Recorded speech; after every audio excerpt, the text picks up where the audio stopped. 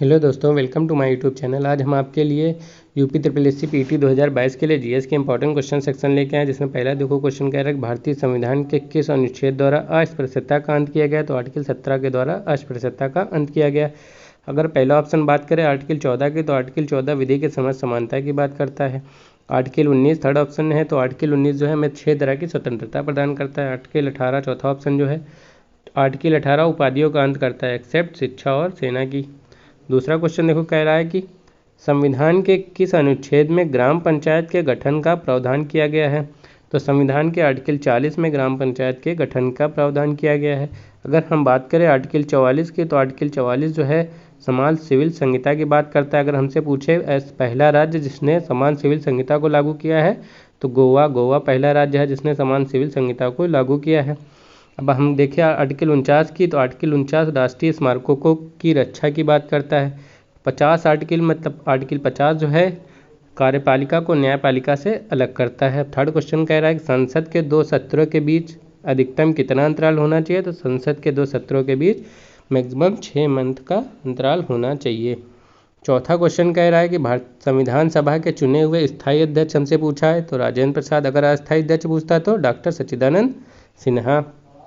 पांचवा क्वेश्चन कह रहा है कि किस समिति ने पंचायत को त्रिस्तरीय बनाने का सुझाव दिया था। तो बलवंत राय मेहता समिति ने पंचायत को त्रिस्तरीय बनाने का सुझाव दिया था। पूछ रहा छठा क्वेश्चन देखो कि अर्थशास्त्र के जनक किसे माना जाता है। तो एडम स्मिथ को अर्थशास्त्र के जनक माना जाता है। अब देखो सातवां क्वेश्चन कह रहा है बंद अर्थव्यवस्था से क्या तात्पर्य है। बंद अर्थव्यवस्था ऐसी अर्थव्यवस्था होती है जिसमें ना तो आयात हो ना तो निर्यात हो। तो पहला ही ऑप्शन है। अगर हमसे पूछता खुली अर्थव्यवस्था, तो जिसमें आयात और निर्यात दोनों हो।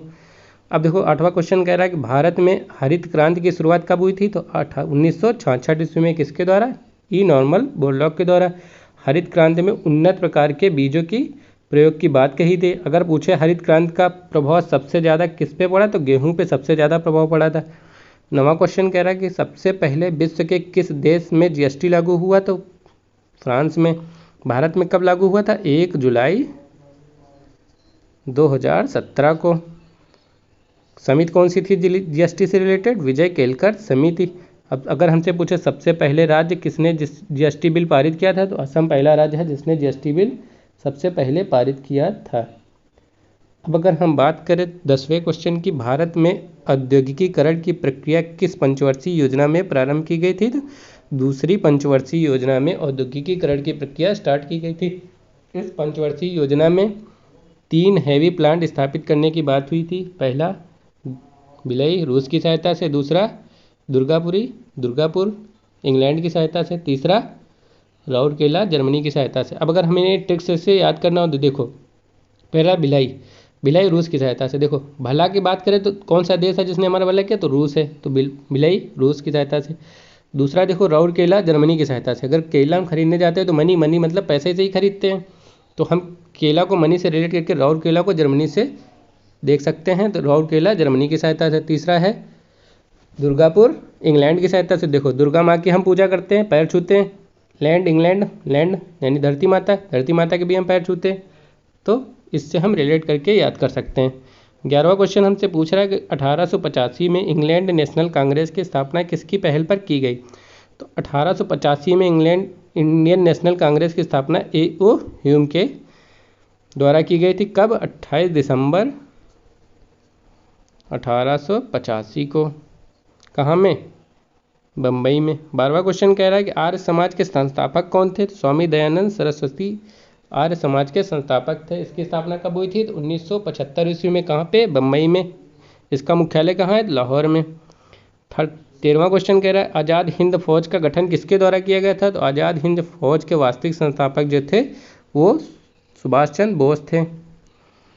कब हुई थी, 1942 में। कहाँ पे, सिंगापुर में।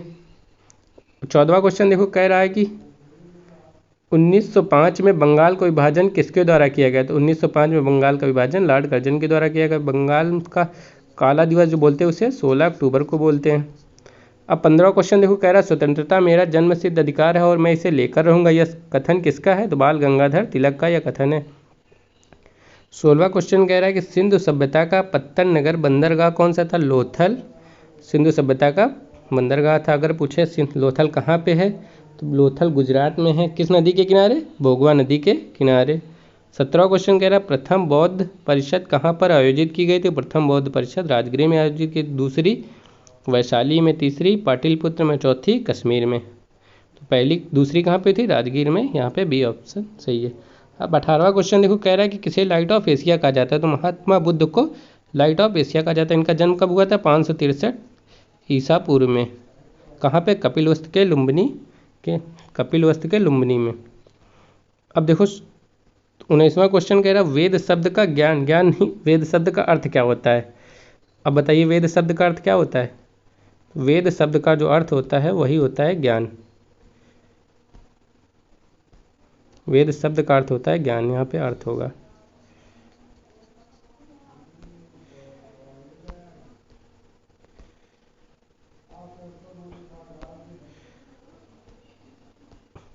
अब देखो कलिंग युद्ध कब हुआ था, हमसे ये पूछ रहा है, ठीक है। तो कलिंग युद्ध कब हुआ था? 261 ईस्वी में। अब देखो कलिंग युद्ध ही है जो किसके बीच हुआ था? नंदराज और अशोक के बीच हुआ था। कलिंग युद्ध के बाद ही अशोक ने मतलब बौद्ध धर्म को धारण कर लिया था। अब अगर पूछे हमसे कि बौद्ध धर्म की शिक्षा जो है अशोक को किसने दी थी, तो भिक्षुक उपगुप्त ने बौद्ध धर्म की शिक्षा अशोक को दी गई थी। अब अशोक के एक पुत्र महेंद्र और बेटी संघमित्रा श्रीलंका गए थे बौद्ध धर्म का प्रचार करने के लिए। अगर हमसे देखो पूछ रहा है 21वां क्वेश्चन, विद्युत का सर्वोत्तम चालक है? तो सिल्वर जो है विद्युत का सर्वोत्तम चालक है। अब हमसे पूछ रहा है 22वां क्वेश्चन कि मादा एनोफिलीज मच्छर जब काट लेता है तो उससे कौन सा रोग होता है? तो मलेरिया रोग होता है। अब 23वां क्वेश्चन हमसे देखो पूछ रहा है कि हीटर में किस धातु का तार बना होता है? तो हीटर में जो तार बना होता है निक्रोम का बना होता है, क्योंकि इसका जो है गलनांक बहुत ज़्यादा होता है। 24वां हमसे क्वेश्चन पूछा है क्यूरी किसकी इकाई है? तो क्यूरी किसकी इकाई है? रेडियो धर्मिता की। ताप की डिग्री सेंटीग्रेड, केल्विन। लंबाई की मीटर, ठीक है। अब देखो पूछ रहा है कि जल में घुलनशील विटामिन्स, अब बताओ कौन सा है? देखो अगर हम इसे ट्रिक से आपको बताएं, देखो कीड़ा कोई है, जब इसे हम पानी में डालते हैं ये वाटर है, ठीक है, और ये वसा है। तो कीड़ा वसा में डूब जाता है, मतलब घुलनशील हो जाता है, वाटर में नहीं होता है। तो मतलब वसा में घुलनशील कौन कौन है? कीड़ा मतलब विटामिन के, vitamin E, vitamin D, vitamin A. तो जल में कौन से हैं? विटामिन बी और विटामिन सी जल में घुलनशील है। अब पूछा हमसे जल में घुलनशील विटामिन कौन सा है? तो विटामिन बी। बाकी विटामिन के, विटामिन ई, विटामिन डी और विटामिन ए वसा में घुलनशील हैं। विटामिन सी भी जल में घुलनशील है। अब पूछा है विश्व की सबसे बड़ी नदी कहाँ स्थित है? तो विश्व की सबसे बड़ी नदी कौन सी है? नील नदी। कहाँ पे? अफ्रीका महाद्वीप में। अगर हमसे पूछे एशिया की सबसे बड़ी नदी, तो यांगपी, ठीक है। अब 27वां क्वेश्चन देखो, कह रहा है कि क्षेत्रफल की दृष्टि से भारत का कौन सा स्थान है? तो भारत का 7वां स्थान है। पहला किसका है? रूस। दूसरा किसका है? बताओ। Canada. Third USA. Fourth China. Fifth Brazil, ठीक है। छठा ऑस्ट्रेलिया। आप याद रखिएगा इनको। हम देखो नेक्स्ट क्वेश्चन देखते हैं। तो क्षेत्रफल की दृष्टि से भारत का 7वां स्थान है।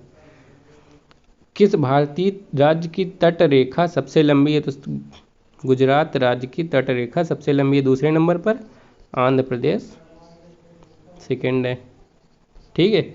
अब देखो पूछ रहा 29वां क्वेश्चन पूछ रहा है जोजिला दर्रा किसे जोड़ता है? जोजिला दर्रा जो है श्रीनगर को लेह से जोड़ता है। ऑप्शन सी यहाँ पे सही होगा। अब हमसे देखो पूछ रहा है कौन सी नदी रास्ता बदलने के लिए, 30वां क्वेश्चन है, कौन सी नदी रास्ता बदलने के लिए प्रसिद्ध है? तो कोसी जो है रास्ता बदलने के लिए प्रसिद्ध है, इसीलिए इसे बिहार का शोक बोलते हैं। बंगाल को शोक किसे बोलते हैं? दामोदर नदी को बंगाल का शोक बोलते हैं। थैंक यू दोस्तों, कैसी लगी आपको ये क्लास? अगर अच्छी लगे प्लीज़ चैनल को सब्सक्राइब कर लें। Thank you.